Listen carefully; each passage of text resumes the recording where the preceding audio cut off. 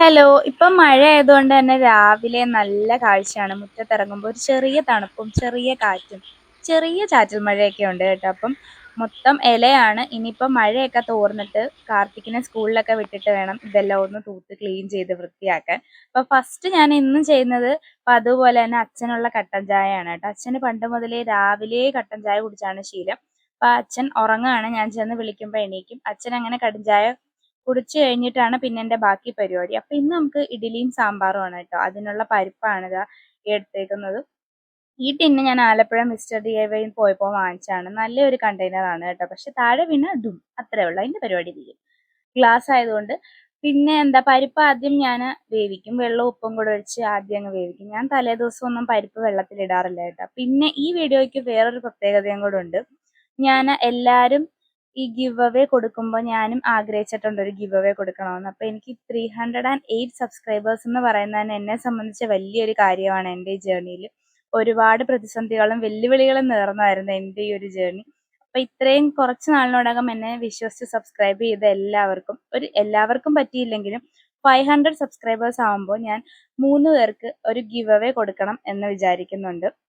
നിങ്ങൾ ഉദ്ദേശിക്കുന്ന പോലെ ഭയങ്കരമായിട്ടുള്ള ഒരു ഗിവ് അവേ അല്ല, എന്നെ കൊണ്ട് പറ്റുന്നത് പോലെ ഒരു ചെറിയ രീതിയിലുള്ള ഒരു എമൗണ്ട് ആണ് ഞാൻ കൊടുക്കാൻ ഉദ്ദേശിക്കുന്നത് കേട്ടോ. അപ്പൊ അതിനുള്ള കാര്യങ്ങൾ എന്തൊക്കെയാണെന്നുള്ളത് ഞാൻ വരും വീഡിയോയിൽ പറയാം. എൻ്റെ ഒരു വലിയൊരു ആഗ്രഹമാണ് അങ്ങനെ കൊടുക്കണം എന്ന്. കാരണം പൈസ എന്ന് പറയുന്ന ഒരു കാര്യം നമ്മുടെ ലൈഫിൽ വളരെയധികം ഇമ്പോർട്ടൻ്റ് ആയിട്ടുള്ള ഒരു കാര്യമാണ്. അതുകൊണ്ട് ഞാൻ കുറച്ച് പൈസ, എൻ്റെ കയ്യിൽ വലിയ കുറേ പൈസയൊന്നും ഇല്ല, ഒരു ചെറിയൊരു എമൗണ്ട് യൂട്യൂബിൽ നിന്ന് ഞാൻ സെലക്ട് ചെയ്യുന്ന 3 പേർക്ക് കൊടുക്കാൻ ആഗ്രഹിക്കുകയാണ്. അതും എനിക്ക് 500 സബ്സ്ക്രൈബേഴ്സ് ആവുമ്പോൾ.